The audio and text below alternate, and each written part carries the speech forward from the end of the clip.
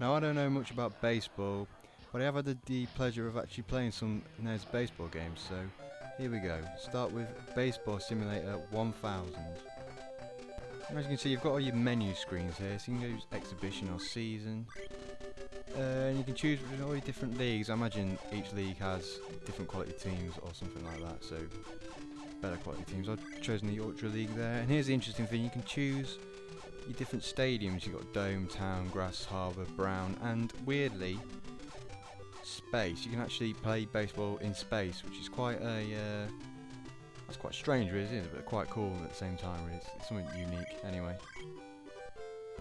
so here we are. We're in space, and we're playing ball here. Now, the baller can throw the ball so fast he actually physically sets on fire. I think that's kind of cool. That's kind of weird, though. I mean, how does he set on fire? I don't know. But as you can see, it's a fairly normal baseball game. It's not brilliant, but it's not particularly bad either. It's fairly playable and quite enjoyable at the same time. Just got a home run there.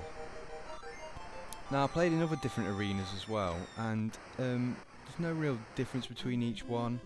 But overall, I would say that Baseball Simulator is quite an enjoyable game. It's not really flawed in any way, and it is playable. Now this is Baseball Stars, and this is an SNK game. And SNK are notorious for making very good sports-based games. So as I can show you, this is actually a very good baseball game.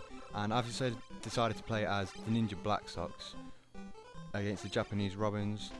Why are ninjas playing baseball? I don't particularly know, but as you can see, the graphics are very, very good.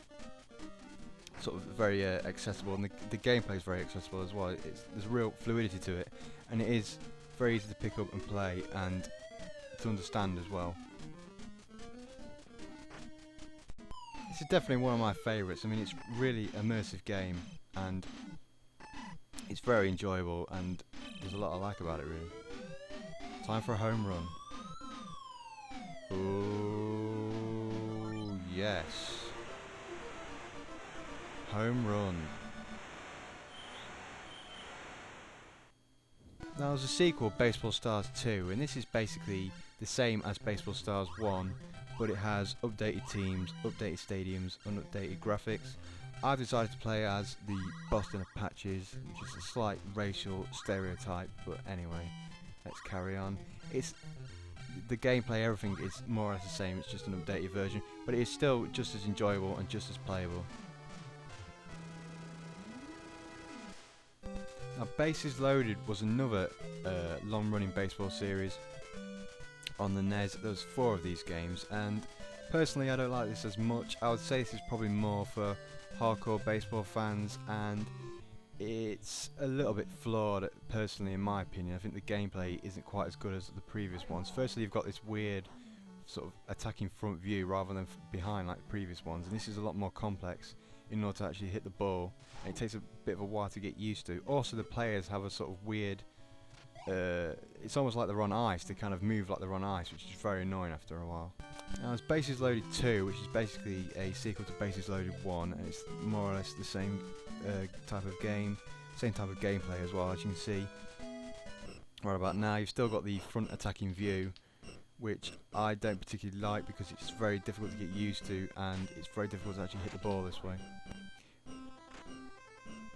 When you do finally hit the ball, what you get is this sort of vast fielding view, which is very difficult to get used to. It's difficult to know where all the players are, so I think that's also flawed and spoils the gameplay somewhat as well. Now there were 2 more Bases Loaded games after this. This is Bases Loaded 1, and again the graphics are slightly updated, and you can choose your stadiums here, but it's more or less the same game, and again it's the same annoying front attacking view. Bases Loaded 4.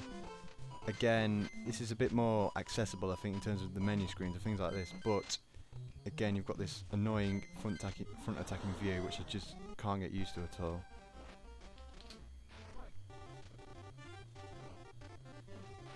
Now the final one I want to show you is Base Wars, and this is really quite a surreal game. It's made by Ultra Games, who also made Teenage Mutant Ninja Turtles, among others.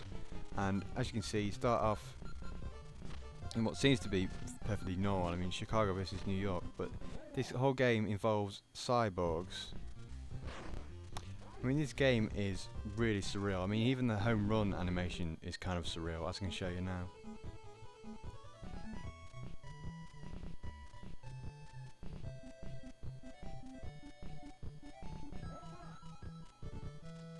I mean, that's kind of cool, but is it really needed? And does it need to be that long? And here's another really annoying thing. When a player knocks the ball that far away from your players, it's difficult to actually know where your players are, so you're basically mashing buttons until your player actually gets there. But in terms of trying out something new, maybe it's worth a quick go.